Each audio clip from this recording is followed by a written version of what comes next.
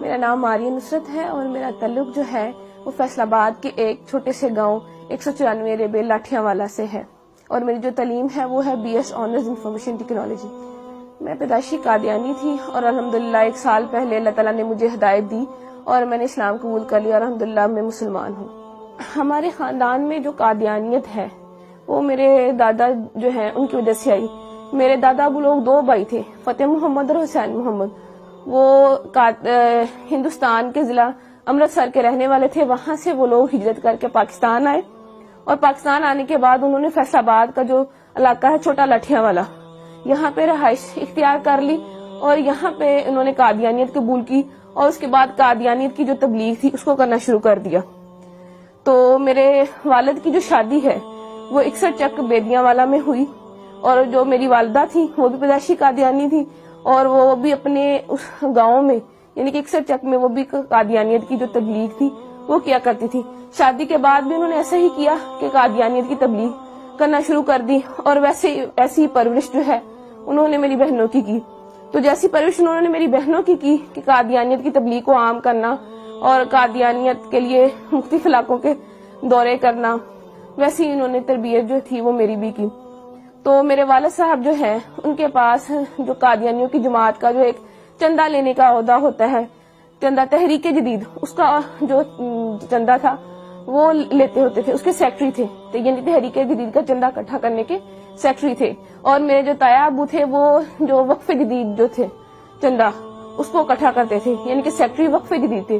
اور میرے تایا ابو کا بیٹا جو وہ ہے سیکٹری ضیافت، یعنی کہ اس کا کام یہ ہے کہ مختلف علاقہ جات سے جتنے بھی مربیان آتے ہیں، مہمان آتے ہیں، ان کی رہائش کا بندوبست کرنا، ان کے کھانے کا بندوبست کرنا، یہ سارا کام جو تھا یہ ہمارے گھرانے میں ہوا کرتا تھا۔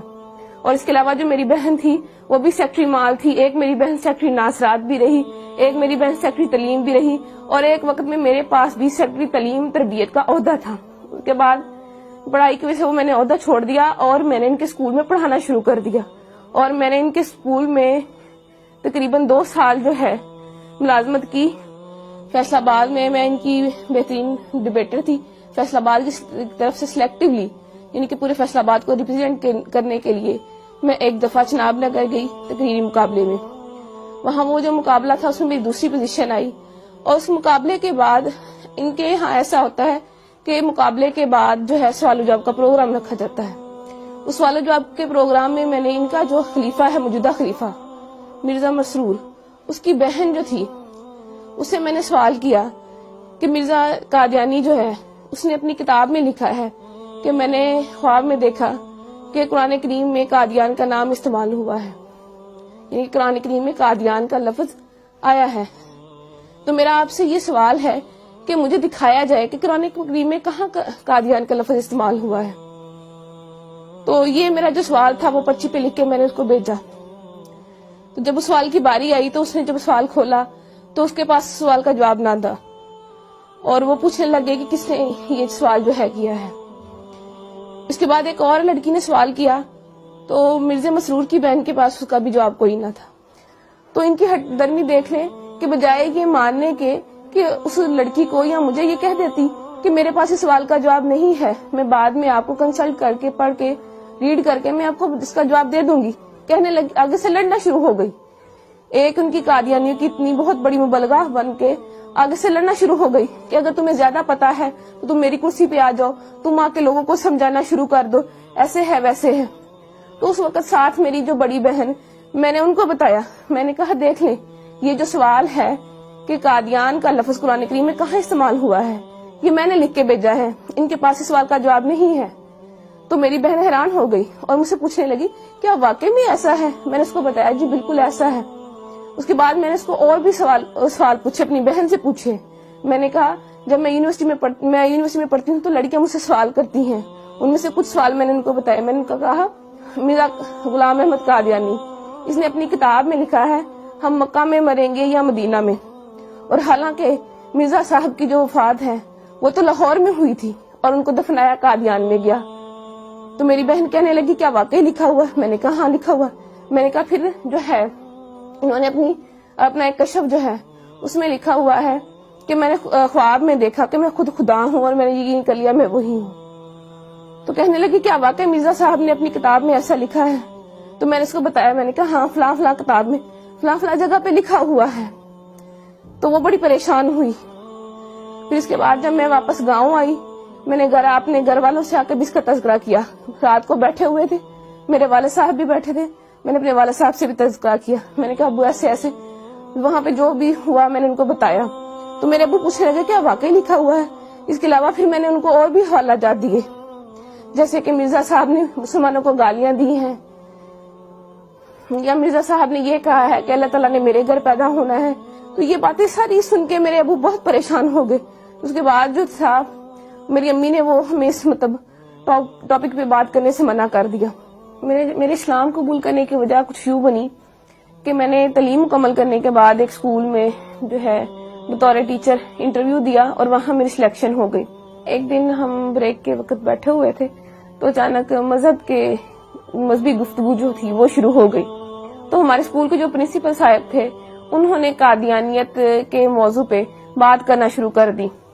تو چونکہ میں قادیانی تھی تو میں نے بھی اس میں حصہ لینا شروع کر دیا.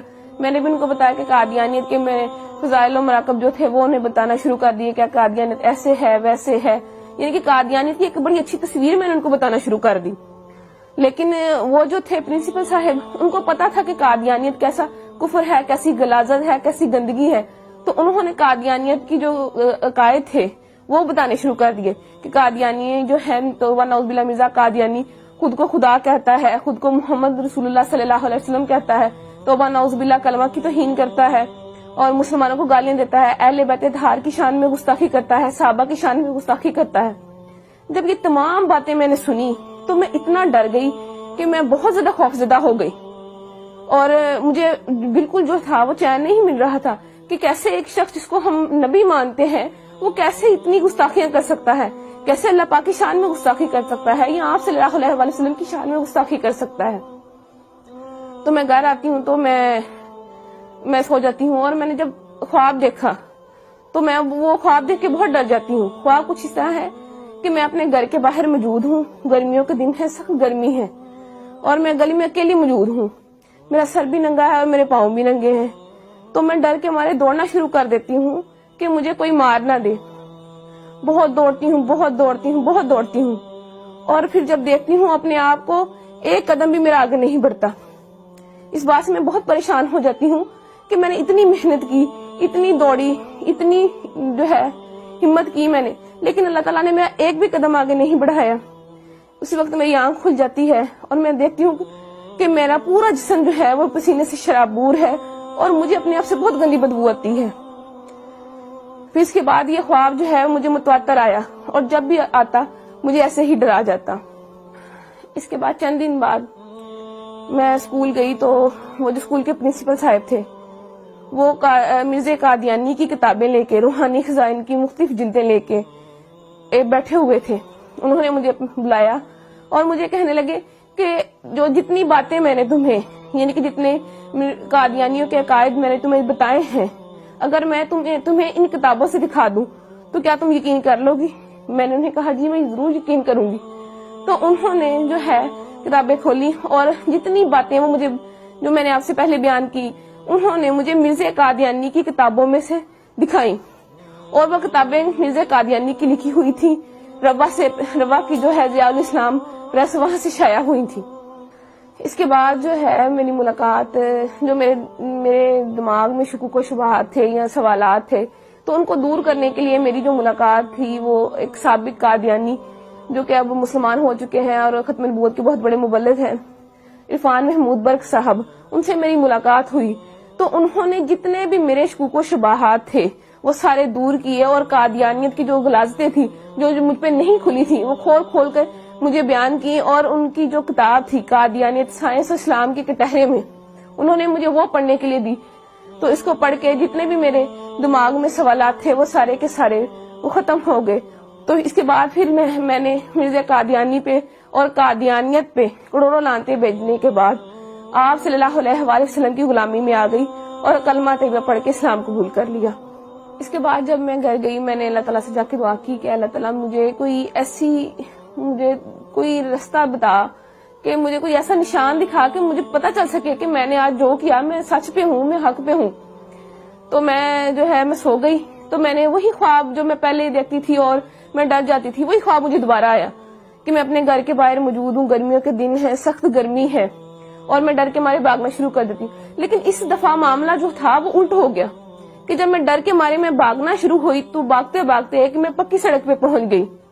تو میرا سر جو پہلے ننگا ہوتا تھا اس پہ ایک سفید چادر آ گئی خود بخود، اور میں نے دیکھا کہ میرے سامنے ایک شخص احرام باندھے کھڑا ہے. جب میں نے اپنی نظریں اوپر اٹھائیں تو میں نے سبز گنبد اور مینار کو پایا. تو اس کے بعد میری آنکھ کھل جاتی ہے اور مجھے اپنے آپ سے جو جہاں پہلے پسینے کی بدبو آتی تھی، اب مجھے اپنے آپ سے اتنی اچھی خوشبو آنے لگ گئی.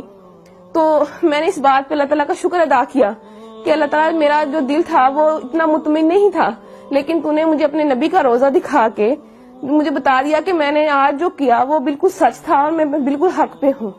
میں اللہ تعالیٰ کا شکر ادا کرتی ہوں کہ اللہ تعالیٰ نے میری شادی ایک ایسے انسان سے کروائی کہ جس نے مجھے بہت زیادہ دلاسا دیا، بہت زیادہ ہمت دی اور میرا بہت خیال رکھا، اور جو اسلام قبول کرنے کے بعد جتنی بھی جو تعلیمات تھی ان کو پوری کرنے میں میرا بہت ساتھ دیا، اور الحمدللہ ابھی بھی میرا بہت ساتھ دے رہے ہیں.